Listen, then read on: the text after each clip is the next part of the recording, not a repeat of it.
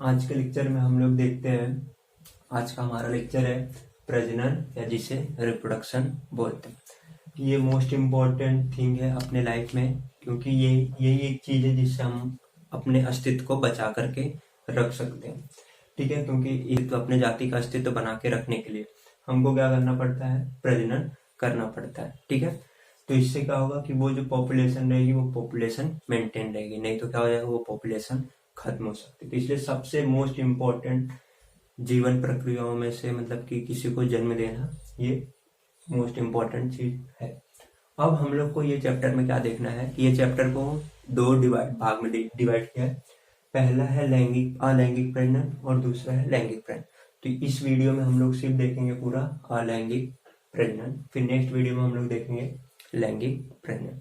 तो फर्स्ट हम लोग देते हैं प्रजनन। प्रजनन के मेनली कितने प्रकार है, दो, अलैंगिक प्रजनन और लैंगिक प्रजनन। अलैंगिक का मतलब क्या कि इसमें जनकों की जरूरत नहीं होती, सिर्फ एक ही जनक होता करता है, उसी से बच्चे हो जाते हैं। ठीक है, मतलब उनके संतान की उत्पत्ति हो जाती है। लेकिन लैंगिक प्रजनन क्या होता है, दो लोग को चाहिए, नर और मादा, तब जाके यहाँ पे नए सजीव का उत्पत्ति होता है। तो यहाँ पे यही मेन डिफरेंस है कि यहाँ पे एक ही जनक चाहिए और यहाँ पे दो जनक की जरूरत होती है। तो अभी हम लोग देखते हैं लैंगिक प्रजनन। तो हमारे टेक्स्ट बुक के अकॉर्डिंग लैंगिक प्रजनन दो में डिवाइड किया गया, पहले एक कोष की सजीव में, फिर बाद में बहुकोष की सजीव। अब एक कोष की सजीव में कौन कौन सी पद्धति है, पहला द्विविभाजन, फिर बहुविभाजन, फिर मुकुलन। फिर बहुकोष की सजीव में क्या डिवाइड किया गया, खंडी भवन, पुनः जनन, मुकुलन, शाखी प्रजनन और बीजाणुओं का निर्माण। तो एक कोष की सजीव में ये तीन चीजें होती हैं, बहुकोष की सजीव में ये पांच चीजें होती है। अब हम लोग को सबको शॉर्ट में मतलब कि इनको देखना कि एक्चुअली क्या क्या हो रहा है। अब देखो द्विविभाजन नाम से, द्विविभाजन का मतलब क्या, दो भाग में बांटना, खत्म, द्विविभाजन होता है। और इसके एग्जाम्पल याद रखना, एग्जाम्पल क्या है, अमीबा, पैरामीशियम और यूक्लिन, कैसे होता है वो हम देखेंगे आगे। फिर बहुविभाजन, बहुविभाजन नाम से, बहु मतलब क्या, बहुत बार विभाजन हो रहा है, तो उससे क्या बोलेंगे, बहुविभाजन। फिर नेक्स्ट है मुकुलन। मुकुलन का मतलब क्या कि मुकुल आना, मुकुल मतलब क्या, छोटा सा उभार आता है, जैसे किसी चीज में मुकुल आता है, बर्ड आता है तो मुकुल आ जाएगा, उसे क्या बनेंगे, मुकुल। फिर बहुकोष की सजीव, बहुकोष की सजीव क्या, खंडी भवन मतलब क्या, खंड खंड हो जाना, खंडी भवन।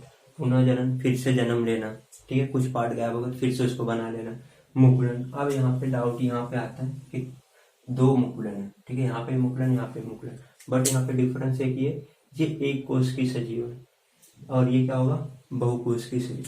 तो इसका एग्जाम्पल याद रखना, इसको किन्व बोलते हैं और ये हमेशा हाइड्रा होता है। ठीक है, ये हाइड्रा होता है और ये क्या होता है, किन्व। इसी को खमीर बोलते हैं, इसी को ईस्ट बोलते हैं, इसी को बेकर्स ईस्ट भी बोलते हैं।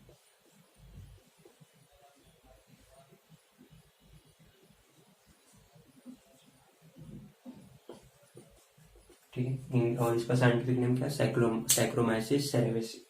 ठीक है, तो ये मुकुलन ये कहाँ पे हो रहा है, हाइड्रा, क्योंकि वो बहुकोष के सजीव। फिर शाखी प्रजनन, अब नाम से देखो शाकी है, शाकी मतलब क्या, वेजिटेबल वनस्पति, उनके द्वारा जो प्रजनन होता है उसे शाकी प्रजनन। फिर बीजाणुओं का निर्माण, बीजाणु का मतलब क्या, बीजाणु बनना और उनको मतलब कि स्पोर्ट करके, मतलब उसको बीजाणु धानी फूट जाएगी और वो बीजाणु फिर बाहर आ जाएंगे, तो बीजाणुओं का निर्माण। तो ये हम लोग को एक एक को डिटेल में देखना।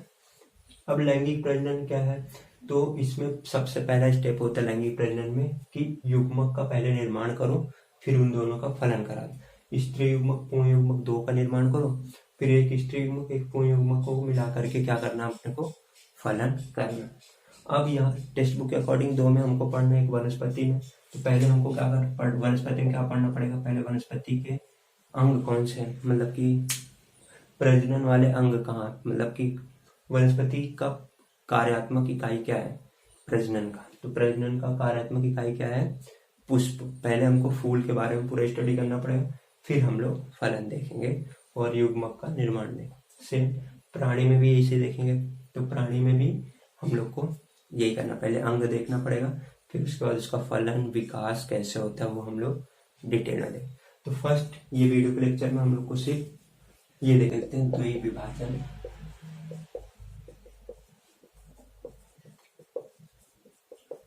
अब द्विविभाजन पद्धति मतलब क्या, कि ये एक अमीबा है समझ लो, ठीक है। अब द्विविभाजन मतलब क्या, कि जब अमीबा ऐसा, ये नॉर्मल अमीबा, ठीक है, जनक, इसे क्या बोलेंगे, जनक कोशिका, ठीक है, ये क्या है, हमारी जनक कोशिका। अब जब इसको द्विविभाजन पद्धति करना होता है तो यहाँ पे क्या होता करता है कि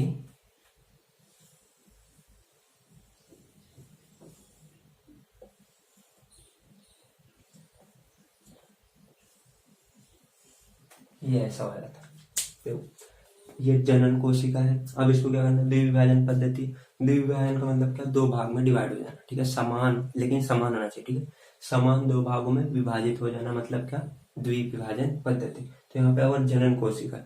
अब ये जनन कोशिका क्या होगी, कि इसमें एक्सपांड हो जाएगा, मतलब केंद्रक का डिवीजन हो जाएगा, एक केंद्रक से दो केंद्रक। बताया था मैंने कि एक कोशिका कभी भी डिवाइड करती तो सबसे पहला काम क्या करती है, अगर वो 2n है तो 4n हो जाएगी, या अगर n है तो 2n हो जाएगी, मतलब अपने क्रोमोसोम या गुणसूत्र के नंबर को पक्का डबल करना।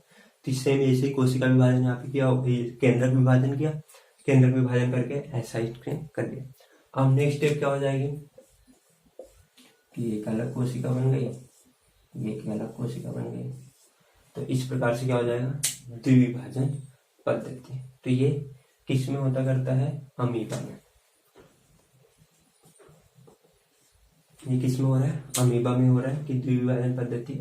अब यहाँ पे क्वेश्चन क्या आता है, कि द्विविभाजन पद्धति इसमें कैसे भी हो सकती है ना, क्योंकि अगर इसको देखा जाए तो सर्कुलर के जैसी, या तो इसको ऐसे काटो, या तो इसको ऐसे काटो, या तो ऐसे काटो, या तो ऐसे काटो, कोई भी अक्ष में काट सकते हैं। इसलिए इसे क्या बोलते हैं, इसका विभाजन कैसे होता है, सरल विभाजन होता है। अमीबा का कैसा विभाजन होता है, simple binary fission, simple binary fission, क्योंकि इसको कहीं से भी हम लोग काट सकते हैं, इसलिए इसे सिंपल बाइनरी फिजन या फिर सरल विभाजन हम लोग बोलते हैं।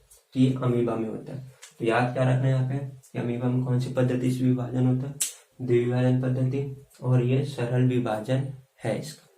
अभी नेक्स्ट देखते हैं हम लोग,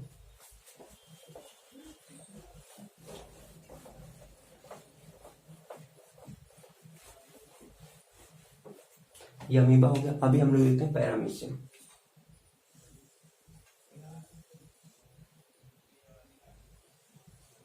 पैरामीशियम जो होता है वो एकदम चप्पल के आकार का होता है, ठीक है, ये हमारा पैरामीशियम है, ठीक है, ये उसके सिलिया लगे हुए हैं,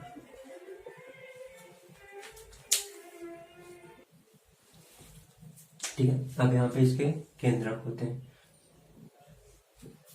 यहाँ पे उसके बहुत सारे। अब यहाँ पे क्या होगा, कि इसको हमको कैसे डिवाइड करना पड़ता है, इस प्रकार से।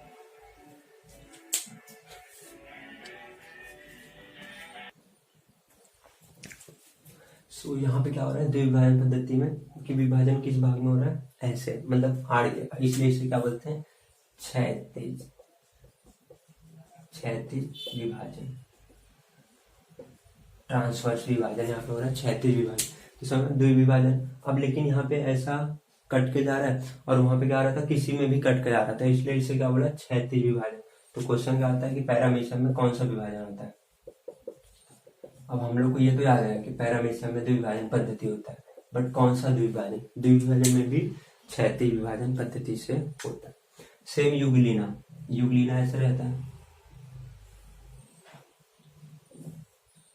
ये यूग्लिना, ठीक है, ये यूग्लिना को कैसे विभाजन, अब इसको ऐसे तो काट नहीं सकते, क्योंकि अगर ऐसे काटा तो ये ऊपर वाला पार्ट सब अलग है, इसको अलग, तो इसको हम लोग को ऐसे काटना पड़ता है बीच से, इसलिए इसे क्या बोलते हैं, यूग्लिना में कौन सा विभाजन होता है, शब्द विभाजन, मतलब दो भाग में बांट रहे हैं, तो यूग्लिना में कौन सा विभाजन होता है, ऊर्ध्वाधर। तो ये क्वेश्चन आते हैं कि पैरामीशियम में कौन सा विभाजन, द्विविभाजन, क्षैतिज विभाजन, यूग्लिना में कौन सा विभाजन, ऊर्ध्वाधर द्विविभाजन पद्धति से विभाजन होता है। तो ये हो गया हमारा द्विविभाजन पद्धति।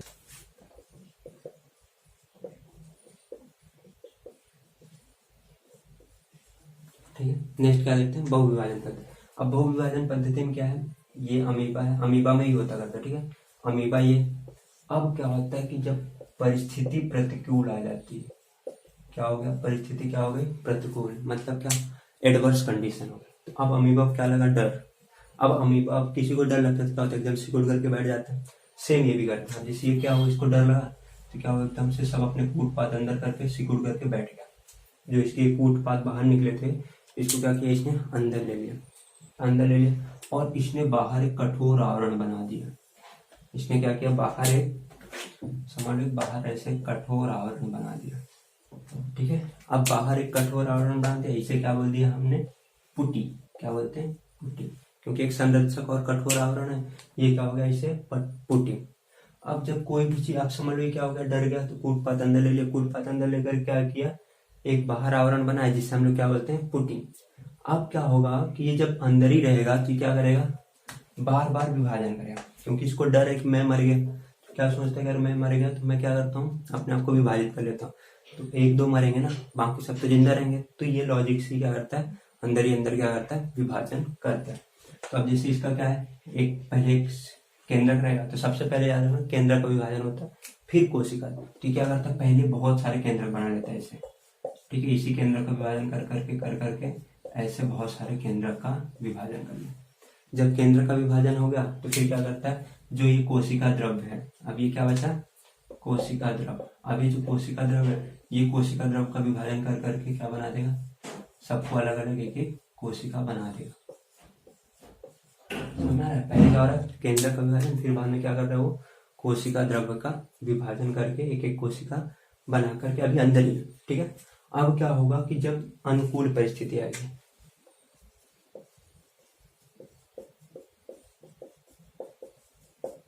अनुकूल परिस्थिति, जब अनुकूल परिस्थिति आएगा तो क्या होगा कि ये क्या हो जाएगी, पुटी क्या हो जाएगी, फूट जाएगी। अब जैसे ये पुटी फूटी तो इससे क्या हो जाएंगे, बहुत सारे अमीबा बाहर निकल आएंगे, ऐसे छोटे छोटे अमीबा बाहर निकल आएंगे। तो इससे क्या कहते हैं, बहुविभाजन पद्धति, क्योंकि यहाँ पे क्या हो रहा है, बहुत बार विभाजन हो रहा है, इसलिए इसे क्या बोलते हैं, बहुविभाजन पद्धति। ये किसमें होता है, अमीबा में। तो अब ये प्रतिकूल और अनुकूल क्या है, कैसे हमको पता चलेगा कि इनके लिए प्रतिकूल है अनुकूल। प्रतिकूल का मतलब क्या, इन्वायरमेंट खराब है इनके लिए, खाना पानी नहीं है तो इनको प्रॉब्लम है। अनुकूल का मतलब क्या, सारी परिस्थिति, आर्द्रता है, टेम्परेचर बराबर है, खाना पानी बराबर मिल रहा है, तो इससे क्या बोलेंगे, अनुकूल परिस्थिति। तो ये हो गया बहुविभाजन पद्धति, किसमें हो रहा है, अमीबा। एग्जाम्पल इंपॉर्टेंट है यहाँ पे, मुकुल, ये सारे कोशिका, एक कोशिकी सजीवों में मुकुल। मुकुलन में क्या होता है, जैसे किण्व की एक कोशिका हो गई, ठीक है, ये किण्व की एक कोशिका है। अब क्या होगा कि इसपे नेक्स्ट छोटा सा एक उभार आ जाएगा, किण्व की कोशिका में क्या आ जाएगा, एक छोटा सा ऐसा उभार आ जाएगा। ठीक है, अब ये उभार क्या है, ये जो इसका केंद्रक था, ये जो कोशिका द्रव्य था, यही कोशिका द्रव्य क्या हो जाएगा, थोड़ा सा यहाँ पे चला जाएगा, तो इसका क्या होगा, छोटा सा एक उभार आ गया। फिर क्या होगा, ये जो केंद्रक था, केंद्रक का विभाजन होकर के फिर केंद्रक यहाँ पे चला जाएगा। ठीक है, अब केंद्रक हो गया। अब क्या होगा कि नेक्स्ट स्टेप क्या होगी कि अब ये जो मूल कोशिका है, मुकुल जो बना हुआ है, जिसे मुकुल कहते हैं, छोटा सा एक उभार आता है जिसे क्या कहते हैं, मुकुल। अभी जो मुकुल बना है, ये मुकुल क्या करेगा, वहां पे क्या होगा, ग्रो करेगा। क्योंकि समझ लीजिए हमारी मम्मी लोग हमको पहले जानने नहीं देते, क्या करते हैं, अपने पास ही रखते हैं, क्योंकि थोड़ा सा बड़ा हो जाए। तो ये भी क्या करती है, जनक कोशिका, ये क्या है, सारी जनक कोशिका। जनक कोशिका क्या करेगी, इसको वहां पे अपने पास ही रखेगी, कब तक, जब तक ये मैच्योर नहीं होता है। जैसे मैच्योर होता है तो ये क्या हो जाता है, अपनी जनक कोशिका से अलग हो जाती है और क्या होती है, अपना स्वतंत्र जीवन व्यतीत करती है। तो अभी क्या हो गई, ये मूल कोशिका से अलग हो गई, तो ये अपना क्या करेगी, अपना स्वतंत्र जीवन व्यतीत करेगी। ये किस में हो रहा है, तो ये हो गया हमारा मुकुलन। तो अभी हम लोग देखते हैं कि बहुकोशिकीय सजीव में अलैंगिक प्रजनन कैसे होता है। तो फर्स्ट प्रोसेस है, जैसे हम लोग बोलते हैं खंडी भवन। खंडी भवन मतलब क्या, विभाजन होना। ठीक है, क्या होना, विभाजन। अब ये क्या होता है यहाँ पे कि कुछ सजीव रहते करते हैं, जैसे शैवाल हो गए, स्पायरो वगैरह हो गया, ये क्या करते करते हैं, जब इनको अधिक खाना पानी या फिर जब ये पानी में रहते करते हैं तो क्या होगा कि जब ये टकराएंगे या फिर अत्यधिक खाना पानी होकर के क्या हो जाएंगे, वृद्धि कर लेंगे। तो वृद्धि करने के बाद क्या हो जाएंगे, ये लोग टूट जाते हैं। ठीक है, इससे इतना बड़ा था तभी क्या हो गया, टूट गया। जैसे ही टूटता है तो क्या हो जाएगा, अब हर एक चीज क्या हो जाएगा, अपना नया सजीव बना लेगा।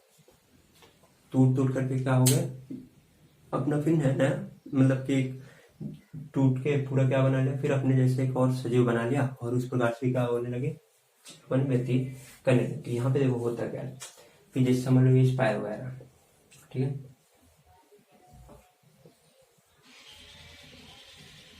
ये हमारा स्पायर वगैरह है, ठीक है।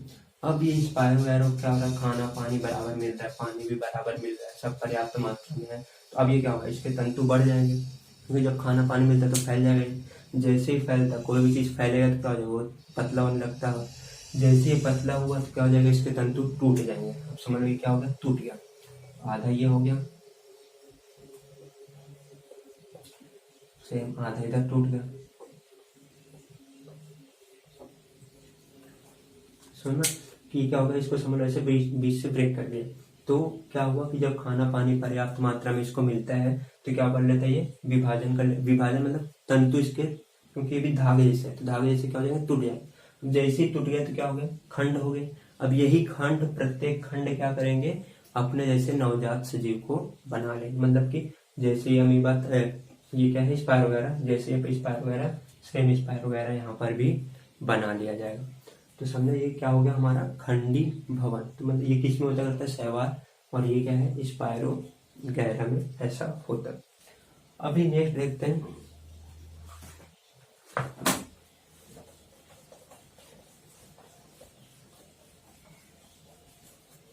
पुनर्जनन।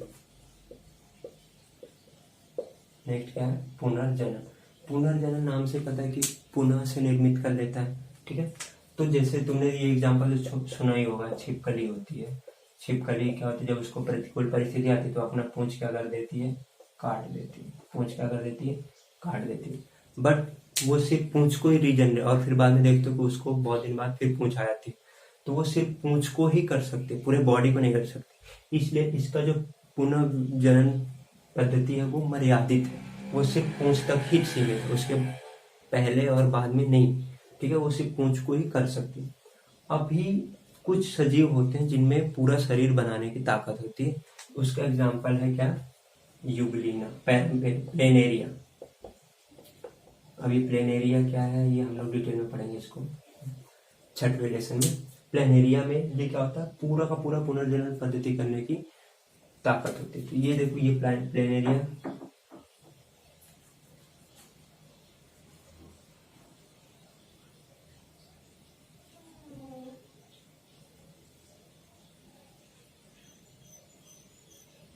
ये हमारा प्लेनेरियम। अब प्लेनेरियम क्या होता करता है, ऐसे इसके खंड हो जाते करते हैं। ये भी क्या होता है, अपने पार्ट्स को डिवाइड कर लेता है,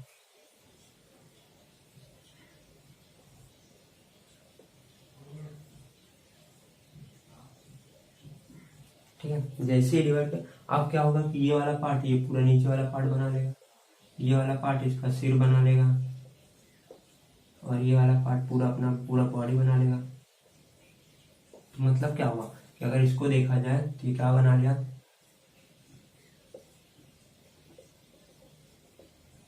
नीचे का पूरा पार्ट बना गया।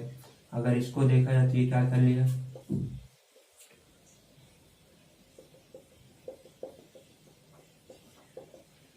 ऊपर और नीचे का पार्ट बना लिया। अगर इसको देखा जाए तो ये क्या किया,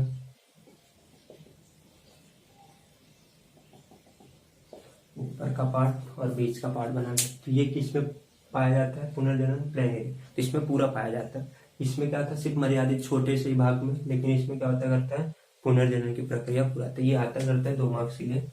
तो ऐसा डायग्राम बना के दिया रहेगा, उसको आपको करना, ठीक है। तो ये हो गया हमारा पुनर्जनन इसमें प्लेनेरियम।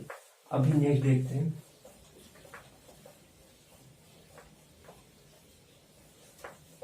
मुकुलन। अब ये बहु कोश की सजीव में, तो इसका एग्जाम्पल क्या है, हाइड्रा। इसका एग्जाम्पल क्या है, हाइड्रा। सो अभी देखते हैं मुकुलन जो हाइड्रा में होता है। तो अब ये क्या है, जनक कोशिका, ठीक है, जनन कोशिका। अब इसको पूर्ण इसका पोषण हो जाएगा, या फिर इसकी जितनी वृद्धि होनी चाहिए थी उतनी वृद्धि हो गई, और इसका पूर्ण पोषण हो गया। तो अब जैसे ये होने के बाद क्या हो जाएगा कि इसके एक विशिष्ट भाग में, कोशिका भित्ति में क्या होगा कि एक छोटा सा उभार आएगा, जिस उभार को क्या कहते करते हैं हम लोग, मुकुलन कहते करते हैं। सो ये हमारा क्या है, मुकुलन और हाइड्रा में पढ़ना। तो जैसे ये जनक कोशिका, हाइड्रा की क्या है, जनक कोशिका। अब ये जनक कोशिका में क्या है कि अब इसको खाना पानी बराबर मिल रहा है, बराबर से इसकी वृद्धि भी पूर्ण हो चुकी है। तो अब क्या करता है कि इसमें एक छोटा सा क्या आता करता है, उभार आता करता है एक कोशिका भित्ति में। ये जो इसका सेल स्ट्रक्चर है, तो इसके जो बॉडी का स्ट्रक्चर है उसमें क्या होता है, छोटा सा एक उभार आता है, जिस उभार को क्या कहते हैं, मुकुल। अब ये मुकुल को खाना पानी चाहिए, तो ये मुकुल को खाना पानी कौन देते हैं, जनक कोशिका होती है। इसका जो पाचन तंत्र है, जो पोषण स्तर है, वो सब किससे जुड़ा हुआ होता करता है, मूल कोशिका के पाचन तंत्र से जुड़ा होता करता है। तो यहाँ पे जो भी इसको चाहिए मुकुल को, सब कौन देता करता है, जनक हाइड्रा। अब मुकुल का क्या होगा, धीरे धीरे विकास होता जाएगा। अब विकास हो करके ये क्या बन जाएगा, नवजात हाइड्रा बन जाएगा। ठीक है, नवजात हाइड्रा। अब ये नवजात हाइड्रा टूट अपने इससे अलग नहीं होगा, ये पूर्ण थोड़ा सा विकसित करेगा। जब कब तक वृद्धि करेगा, जब तक स्वतंत्र अस्तित्व बनाए रखने के लिए इसको मतलब कि स्वतंत्र अस्तित्व बनाने का जब तक इसको शक्ति नहीं आ जाती करती, तब तक ये अपने जनक कोशिका के साथ जुड़ा है। जैसे ये हुआ तो अब ये क्या हो जाएगा, अपने जनक कोशिका से अलग हो जाएगा और अपना स्वतंत्र जीवन यापन करना स्टार्ट कर देता है। तो ये क्या हो गया, मुकुलन हाइड्रा में। सेम ऐसे ही होता था किन्नू में, बट वो एक कोशिकीय। अभी नेक्स्ट देखते हैं, वनस्पतियों के जड़, तना, पत्ती, मुकुल आदि से होने वाले प्रजनन को क्या कहते हैं, शाकीय प्रजनन कहते हैं। ठीक है, तो इसमें बस डेफिनेशन इतना ही है। तब इसके पार्ट्स का जड़, अब जड़ से जो प्रजनन होता है उसे क्या कहते हैं, गाजर। गाजर में जो होता करता है उससे जड़ से होता करता है। तना किस में होता करता है, आलू। मुकुल किस में होता करता है, गन्ना। गन्ना में क्या होता करता है, मुकुल। अब पत्ती में किसके होते करते हैं, बहुत सारे प्लांट्स हैं, डिकोपिनेलस प्लांट है जिसमें पत्ती से प्रजनन होता रहता है। तो बस इसमें याद कर रखना कि जड़, तना, पत्ती, मुकुल आदि से होने वाले प्रजनन को वनस्पति में उसी का कहते हैं, शाकीय प्रजनन कहते हैं। इसके एग्जाम्पल क्या है, जिसे जड़ से जो प्रजनन होता है उसे गाजर बोलते हैं। तना याद रखना, ये क्वेश्चन इंपॉर्टेंट है। क्वेश्चन क्या पूछता है एक दूसरा कि शकरकंद, ठीक है, जो मीठा आलू है, और नॉर्मल आलू, दोनों में डिफरेंस क्या है। दोनों जमीन के अंदर पाए जाते हैं, लेकिन दोनों में डिफरेंस एक ये है, ये जड़ से बनता है और ये क्या बनता है, तना से। अब पता कैसे चले यार, ये जड़ से, ये तना से। अगर तुम शकरकंद को देखोगे तो इसमें ऐसे छोटे छोटे ऐसे दिए निकले होते हैं। ठीक है, इसे एडवेंटिशियस रूट। लेकिन आलू में कभी भी तुमको ऐसा नहीं देखने को मिलेगा कि ये निकला हो। तो ये बेसिक डिफरेंस है। जैसे मूली, गाजर देखो, ये सारे जड़ है। क्यों, क्योंकि उनमें सब में ऐसा पाया। आलू में ऐसा पाया जाता है क्या, नहीं। इसलिए सबसे इम्पोर्टेंट क्या है, आलू क्या है, तना से बनता है, और शकरकंद या मीठा आलू किससे बनता है, जड़ से बनता है। ये हो गया शाकीय प्रजनन।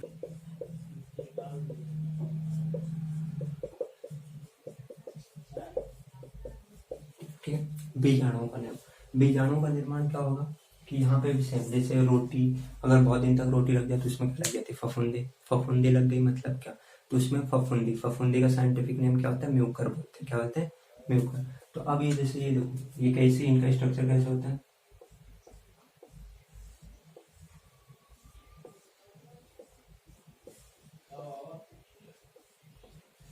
ऐसे बहुत सारे ये होते हैं। ठीक है, अब इसमें क्या होता है कि ये जो होता है इसे बीजाणुधानी बोलते हैं। ये स्ट्रक्चर को क्या बोलते हैं, बीजाणुधानी। अब ये बीजाणुधानी में क्या होगा, इसे बीजाणुओं का निर्माण होगा। क्या होगा, बीजाणुओं का निर्माण होगा सब में। ठीक है, जब इनको अनुकूल वातावरण, मतलब आर्द्रता, क्योंकि इनके लिए आर्द्रता, अगर मॉइस्चर नहीं होता है, क्योंकि देखो गर्मी में कभी फफूंदी नहीं लगती जल्दी। फफूंदी कब लगती कपड़ों में, देखो जब ठंडी है, तो बारिश का टाइम, जब नमी होती है, आर्द्रता होती है, टेम्परेचर कम हो, तब क्या होता है, इनके लिए अनुकूल परिस्थिति। जैसे अनुकूल परिस्थिति आएगी तो क्या हो जाएंगे, टूट जाएंगे। ठीक है, तो इसके जो बीजाणुधानी में जो बीजाणु होंगे, ये बीजाणु क्या हो जाएंगे, बाहर आ जाएंगे। बाहर आ जाएंगे फिर क्या होंगे, जहां पे ये गिरेंगे वहां पे फिर से नया बना देंगे। समझ। तो इस प्रकार से क्या होता है, बीजाणुओं का निर्माण। तो क्या होता करता है, ये बीजाणु, जिसे ये किसका स्ट्रक्चर है, फफूंदी। इसे इंग्लिश में क्या बोलते हैं, म्यूकर। याद रखना, इसी को बोलते हैं, साइंटिफिक नेम क्या है इसका, तो साइंटिफिक नेम क्या है इसका, म्यूकर। तो ये म्यूकर इस प्रकार से होता है। तो बीजाणु का निर्माण समझा कि कैसे हो रहा है। तो वो वीडियो लेक्चर बड़ा हो गया, बट पूरा समझने के लिए ज़रूरी था। शॉर्ट शॉर्ट में डालता तो ये भी नहीं समझता, वो भी नहीं, तो बट सिक्वेंशियल थोड़ा होना ज़रूरी था, इसलिए वीडियो थोड़ा बड़ा हो रहा है, 25 मिनट से ऊपर जा चुका है। सो आधा आधा देखो, बट देखो, बहुत इंपॉर्टेंट है तुम्हारे लिए। तो थैंक यू। और जो नए स्टूडेंट हैं उनको बताओ कि देख सकते हैं, क्योंकि अभी बैठे बैठे घर पे तो पढ़ाई हो नहीं रही है। सो वीडियो से कम तुम पढ़ सकते हो, तो शेयर करो अपने दोस्तों के साथ।